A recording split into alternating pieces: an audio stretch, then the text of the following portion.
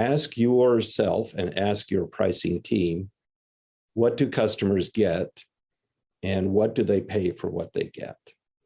And say, is everybody in the industry doing it the same way?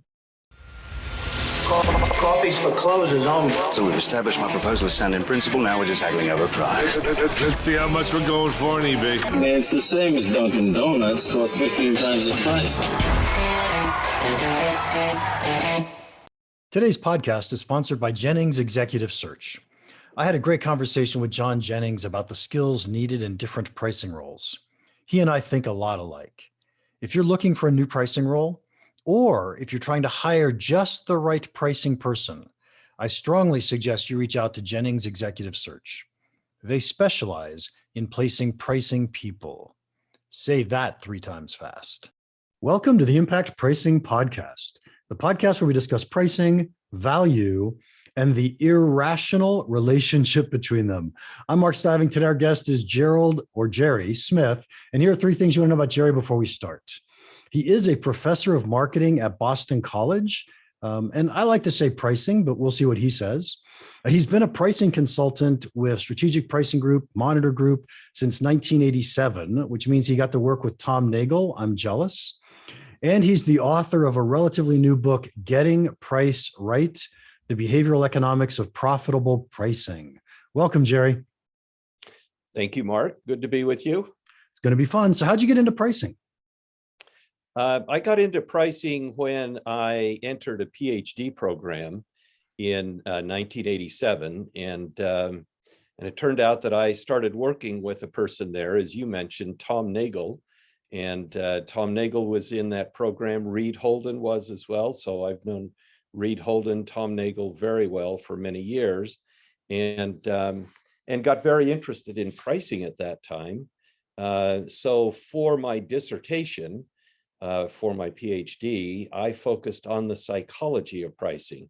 So Tom Nagle and others had focused on the economic side of pricing, and I did my work on the psychology of pricing. So that's how I got into it.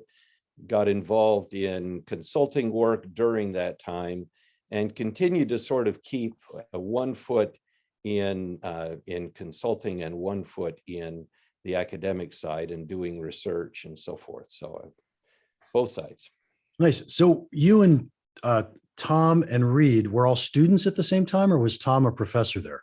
Tom was a professor. Tom had just come to Boston University from the University of Chicago, and so the group of us were there. There were a kind of a team of 4 that were all involved in pricing, teaching pricing, as well as researching pricing, and so Tom was involved in all of our dissertations.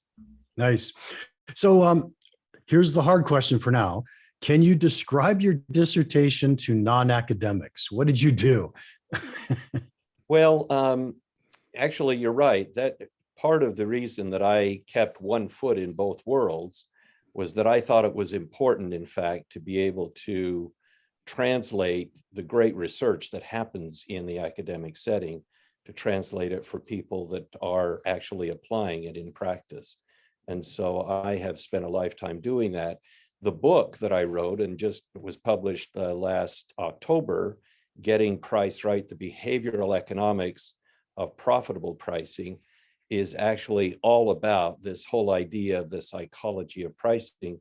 And it is hugely practical. Essentially, it is about the soft side of pricing. We always think of pricing as a hard skill, as a quantitative skill. My students say to me, "Professor, tell me the formula for setting price." And I say, no, folks. I mean, pricing is a soft skill that also brings in hard skills for sure. So there are both skill sets. So the book, and in fact, a large focus of my career has been on the soft side of pricing, as well as the hard side of pricing. And the soft side is very psychological. Yeah. So by the way, I agree 100% with that. I often think, and I'd love to hear your thoughts about this, that I could break pricing. You say hard side and soft side. I'll break it up into rational and irrational, or logical and psychological. They all feel really similar to me when I describe them in those ways. And so I spend most of my time and energy on the logical or the rational side, the economic side, as you described it. Yeah. And so I tend to think of that as more important, but I think the behavioral side is more fun. What do you think? I think that the behavioral side is potentially more powerful. For example, Steve Jobs saw a lot of pricing in the music business when people used to sell CDs and record albums, and they would sell for $20, essentially packages of music, so many songs on a CD and so forth.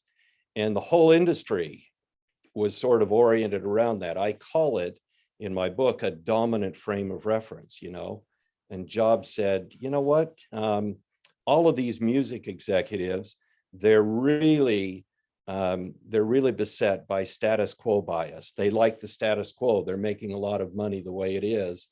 And he said, I think I want to break that. So he started selling songs for 99 cents each, right? Totally reframed price. He introduced something called iTunes. That was sort of, kind of a throwaway at the time, but actually iTunes became the largest music reseller on the planet. And that is because Jobs reframed price, and framing is very much a soft skill. So it is powerful. I mean, I think that, that's a good example of where making that simple change, and we take for granted that that's a change. No, that is reframing the way the market is willing to pay for something. And it was a brilliant strategy, Okay, so I can't disagree with anything you said, with one Good. possible exception. Okay. And that is that when I think of behavioral economics, I think of it as the consumers being psychological, not the suppliers being psychological. And what you described was the supplier side. That's the whole point of the book, is that sellers are also psychological and absolutely driven by psychology. For example, I describe in the book a couple that owned a property in the Western United States. It was actually in the state of Utah. It was a 15-acre ranch. They went to sell it, and they asked the real estate agent, tell me what we should offer this for. And the real estate agent said, whatever it was, sell this ranch with a house. It had a house on it and a nice piece of property for $15,000, or for $1 million. It was $1 million, and they said, well, that doesn't make sense, because there is another property right next to this that just sold for $500,000 and it doesn't have a house on it. And are you saying that this thing is only, that the house side of this property is only worth $500,000? And so they said, go back and look at it again, and maybe we should even think about breaking this up. He said, no, it wouldn't make a difference. He said, there's only one way to look at that, and that is as a house and a ranch with house. So we went to another real estate agent and said, we want to break this into two properties and sell it as two properties, one as a buildable estate, and the other as a ranch house, and by golly, we made, they made another kind of 40 or 50%, than they would have over the old guy. But the original real estate agent couldn't get beyond his status quo bias, his already investment. He said, I kind of know how this is. Well, he didn't know how it was, So you see this all the time. You see it very much with people. And that's the whole point. That's the focus of my work, is not on consumers and the psychology of consumers. Everybody's written about that and they know it very well. Mine is about the psychology of the sellers, the people that really set price. Okay, I didn't expect this. This is going to be fascinating. Thanks. Here's another example. One of the very dominant biases in pricing is that people have a tendency to discount price all the time, right? Now, is that rational? People actually think that it's rational, but in fact, it is irrational. And so because they never consider that they would offer a higher price, or if they do, they quickly set that aside. And so Reed Holden calls this the crack cocaine of discounting, right? So, it's a very apt statement. It really is, but it's very irrational. And it in fact violates the principles of both psychology, but especially economics, because economics says that people should rationally maximize the profits of the outcomes that are before them. And in the case of many people that apply this kind of discounting bias, they don't focus on the profits. They focus on the sales, and sales are not profits. And so it's a big misnomer. Yeah, so I certainly agree that salespeople are very irrational, and Yeah. they tend to discount way too much Right. Yeah. relative to where they should be in terms of, what's the expected value of the sale Oh, they don't ask that. They don't ask that question. They certainly don't, but we would as economists, as logical statistical beings. Right. Right. Here's Go ahead. I was going to say, do you have evidence? Do you have stories of salespeople discounting too much? Oh, yes, I'll give you examples of discounting. And it's actually a good example also of something called ownership bias. So salespeople that work for somebody else are more likely to discount, but salespeople that do their own thing are less likely to discount. Now, they still discount, but they're less likely to. There is a good example of real estate agents in Chicago. And this is actually quantified study. Okay. So they followed the data on real estate transactions for 300,000, I think it was. And they found out that when a real estate agent was selling a home for somebody else, they would frequently recommend that they discount the price and sell the property faster. They would say, you're not likely to get a better price, so I would go ahead and take the lower offer. But when they were selling their own house, they kept it on the market an additional 10 days, so 10 days longer, and they got a better price.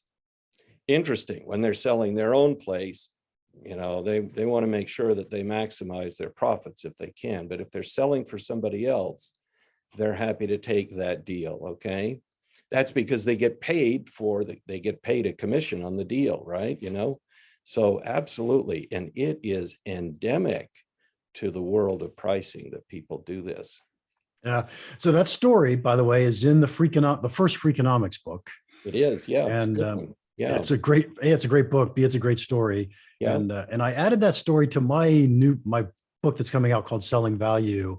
And what I try to use that as an example of is why we as companies should be compensating our salespeople more on margin, although I really hate giving salespeople cost information. But we should be compensating more on margin than on revenue, because it more aligns the salesperson's incentives with the company's incentives. Well, I agree with that. And I think that incentives are important. So that's actually the psychological part of pricing. And by psychological meaning, in my world, I talk about pricing orientation. So we're familiar with the idea of pricing strategy, right? Pricing strategy is what our prices should be. And we organize our company around that to set those prices as they should be, like a value-based price is a good example of that, right? But pricing orientation asks a different question. It says, how does pricing get done around here? How does pricing get done? Who's involved? What kind of influence do they have? So for example, if we have people that come from what I call sales nation, like from the nation of salespeople, and they speak their own language and they have their own ideas about how to set price or how to go about business, you'll see very distinct biases that bias the pricing in favor of what the customer is willing to pay. And that's usually price discounting. On the other hand, if you have somebody from finance that is highly influential pricing, they have their own set of biases, or somebody from accounting, they have another set of biases. And so you therefore often tend to see a great focus on margins, as you're talking about. But in fact, margins aren't the end all and be all, and neither is sales volume. It is maximizing incremental profit contribution. And that may include a combination of low prices and lots of volume, or high prices and less volume, either way. And it may be a combination of several different products that have different margins, loss leaders that drive the profit contribution of other items in the basket, so that's the kind of thinking I think makes sense. Yeah. Oh, absolutely. I think that those make a ton of sense when we think about how we're going to compensate salespeople, and especially how we're going to create our own strategies. I want to go back to what you started the conversation out with, and those were examples of people or companies changing industries. And I've always thought of changing industries more as changing the pricing metric. And by that, I mean, what do we charge for? Mhm. The example that I always think of when I think of this is Netflix versus Blockbuster, right? And they changed what we charge for. We stopped renting by the night and paying late fees to paying a monthly subscription fee. How does that fit into the way you think about this? So in behavioral economics, it goes about this question of saying, how do people make decisions? How do they view the problem that is in front of them? And one of the foundational theories of behavioral economics is framing. What is the frame of reference that people use for making a decision? Okay. And so I can see two options in front of me, and both are identical, except that one is framed differently than the other. Okay. I'll use the example in the talk that I'm giving at PPS coming up. I show two packages of ground beef, and one is framed as 85% lean. And the other is framed as 15% fat. Which would you prefer? Not only which would you prefer, but which are customers likely to pay more for? Very interesting, isn't it? Same content, but framed slightly differently. And so you're right, companies can frame prices in very different ways, and it is a very powerful thing. Adobe used to sell software by the package, right? Yep. You pay $700 for Photoshop, but then Adobe decided to change in 2012 and sell Adobe Photoshop and a couple of other programs, and bundled them into Adobe Creative Cloud for $74 a month. Why would you pay $74 a month? Wow. Well, that's a lot less than $700 a year, but you're paying it forever, right? What was interesting about that, and this is how does pricing get done around here? Adobe didn't just lean on the finance people for this, or the marketing people, or the sales people. They brought them all together and did this transition over a period of 5 years from 2012 to 2017. And it was hugely powerful and changed the company. And today it's a hugely valuable company because of it, Yeah, absolutely. So that is reframing. Yeah. Okay. Can I ask you, I'm going to ask you the hardest question I ever ask anybody who talks about behavioral economics. Okay, and sure. you seem really smart, so I'm really looking forward to the answer to this. I often think behavioral economics is how do we trick people into making decisions? And how would you address that? Because that just doesn't feel right to me. No, it's not that at all. Behavioral economics says that people behave rationally. Yep. And therefore, we should all behave as economically rational human beings, right? But behavioral economics says, well, you're right, people do behave rationally, but sometimes they don't behave rationally as defined by economic theory, right? And so in that case, you say, well, how do they behave? And does that make sense with how they behave? For example, Steve Jobs, another Steve Jobs example, this is Apple actually, just Apple overall, used to have, and I think they still do, had a slogan that they used for pricing. It was 55 or die. 55 or die. Do you know what it meant? I do not. Never heard that. 55% gross margins for all of our products, 55 or die. So if you ever wondered and you were coming out with a new product and you said, what is our price going to be? Well, it's certainly going to have a margin of 55%. Wow. Okay. Now, that is pure behavioral economics. Is it rational to have a pricing goal like that? Sure, it's a rational pricing goal, isn't it? On the other hand, 55 or die is pure cost-based pricing. It is taking my costs and adding a margin of 55% or achieving a margin of 55% on the price that we sell it for. So it was 55 or die. Even the iPhone. I mean, Steve Jobs did a masterful job of describing his pricing logic for that. But guess what its gross margin was? The original iPhone. Probably 55. 56%. Isn't that interesting? Now, he never said that. But if you looked at the numbers, and I looked at the numbers and it was 56%. Today, the iPhone, and I think this is still true, has margins of up around 75 to 80%. Huge margins. Now, I think they still have that rule of thumb. Is it a good rule of thumb? It's full of bias because it's cost-based pricing. On the other hand, it has enabled Apple to always have higher prices to justify their very good products and services. And Wall Street loves them, absolutely loves them. And today they're a $2 trillion company, you know? Yeah. So you could think of 55 or die as I am setting our margin floor at 55%. Yep. Your job as a company is to build products that can achieve at least that, if not way more than that. Right. And so that doesn't feel, I often think that margin floor isn't cost plus pricing, unless of course everybody works to the margin floor. And then it becomes cost plus pricing. Well, it assumes that 55% is at least the true margin. At least the true margin. But that may not be true. I mean, Jobs started out with a 55% margin, but 2 or 3 months after that, he cut the price by $100. Yep. Or $200. It was $200. $200. He cut the price by $200. And he apologized in an ad.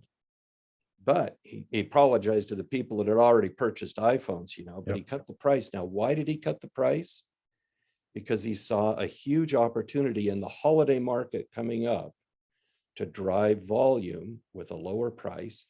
And my point in this is that his goal was to maximize profit contribution, not margin, but overall contribution, which is a combination of volume and margin, and not short term, not just for the holidays, but long-term, because he thought he could establish a much better beachhead in the market.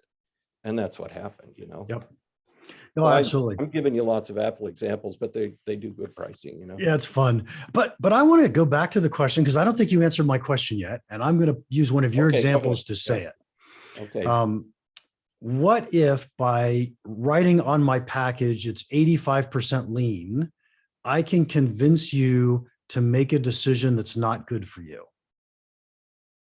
You're right. That would be not ethical, unethical for sure. Yeah. And what you're doing is you're pointing out the power of behavioral economics, because psychology is powerful. You know, so analysis is terrific, you know, but psychology is absolutely vital. Bill Belichick, who was the coach of the New England Patriots, his philosophy was, I always look at the analysis that my scouting team gives me and that my analysts give me. When they look at players or when they look at teams, they say, I always look at the analysis. But he said, in the end, I go with my gut. And the gut is the psychology, you know, of saying, And Jeff Bezos says the same thing. He said, you always have to rely on analysis. But he said, in the end, the big decisions that you make in life, you go with your gut. Isn't that interesting? And so I do think that that's true. And I think we have the ability in setting prices, as you say, to trick people for sure. And there is an ethical part of that. Okay. And by the way, I get it. I struggle with thinking about it is all, because I use behavioral economics all the time. We have to. If we're going to present a price to somebody, you don't present it in its worst light, you present it in its best light. Absolutely true. A suggested retail price is a frame of reference. Yep. It's extremely important. And you set the price here, the suggested retail price here. Here I am at Boston College, a university, and the suggested retail price for a year is, say, $75,000. It's a lot of money, isn't it? But a lot of students don't pay that. Right. Now, why is it that they don't pay that? Well, because of need, because of scholarship, because of their abilities, and they come here. And so there are prices that are all over the board. And by the way, those prices are never disclosed. Isn't that interesting? We don't have a menu where you can sort of pick different prices. The university sets different prices for each one, for each person, right? Is that ethical? Wow. It's a good question, but it is certainly a powerful way of getting the job done. Yeah. So that is a great example of price segmentation. It is. But at the same time, we're signaling the quality of the education is worth $75,000 a year. Exactly. That's exactly right. And so that's why that's vital, that we do have that frame of reference. And the frame of reference might be, it might be defined in prices per package, or it might be defined in prices per month, right? Yep. I mean, it's exactly that. By the way, those are, if you have an industry that is all kind of barreling down one dominant frame of reference, if somebody can successfully change the frame of reference, as Jobs did with music, that can be hugely powerful and successful. Yeah, I mentioned that I often think of those as pricing metrics. What do we charge for? In fact, that's what I could argue that's what Jobs did. He changed, instead of selling an album, he sold a song. He did. And right. if we can change pricing metrics in our industry, we can often change industries. Well, I think you have to think of it not just in terms of changing price, but changing the value proposition, which includes both the get and the give, right? Yep. Consumers or buyers give, but they also get. And so if I can change what they get and what they give, then that can be very powerful. T-Mobile is very successful today because they reframed and they changed the metric on price, essentially for buying an iPhone or whatever kind of phone you have, so yeah. So both of those I think are key. Yeah, absolutely. And when I think of setting we're going to agree completely on this, but when I think of setting a pricing metric or determining a pricing metric, it's always about how is it that my customers receive or perceive value from my products. Totally. And the closer I can come to creating a metric that's aligned with the way they perceive value, the better chance I have at capturing more of their value, right? Of their willingness to pay. That's exactly right. Yeah, that's exactly right. Jerry, I think I could talk to you for days. And in fact, I promise I'm going to go buy your book now, because it's definitely different than anything I've heard about. But I got one last question for you. What's one piece of pricing advice you would give our listeners that you think could have a big impact on their business? I would say, I've talked about this idea of framing, and it's a soft skill. And I would pay attention to framing. Ask yourself and ask your pricing team, what do customers get and what do they pay for what they get? And say, is everybody in the industry doing it the same way? For example, with one client that I work with, they've wrestled with the question of what should they charge for freight, right? Freight. And it turns out that they are the largest in the industry. They're the number one. And they charge for freight on a per square foot basis. Everybody else is charging for freight on a drop basis, meaning you drop it, you pay a fixed fee, right? You know, they said to me, don't you think we should do it like everybody else? And what do you think I said? Of course not. You have a unique frame of reference, and it means it's difficult for those other competitors to compare to you. And your customers, you know, they say, wow, I mean, okay, it's hugely important. So ask yourself, how do we charge, and what do customers get, and what do customers pay for what they get? And should it be different in any way? And when I say should it be different, meaning you might want to change the frame of reference, not for everybody, but for a segment of the market, and try that and see how that goes. You know, it's a very powerful concept. So it's chapter 2 in the book. It's a good one. Nice. Well, I'll let you know what I think about it after I read it. Okay, I love that. Okay. All right, Jerry, thank you so much for your time today. If anybody wants to contact you, how can they do that? Boston College, Gerald.Smith at bc.edu. Perfect. Episode 168 is all done. Thank you for listening. If you enjoyed this, would you please leave us a rating and a review? Those are extremely valuable to us. And finally, our goal is to help you win more business at higher prices. So if you have any questions or comments about the podcast or pricing in general, feel free to email me, mark@impactpricing.com.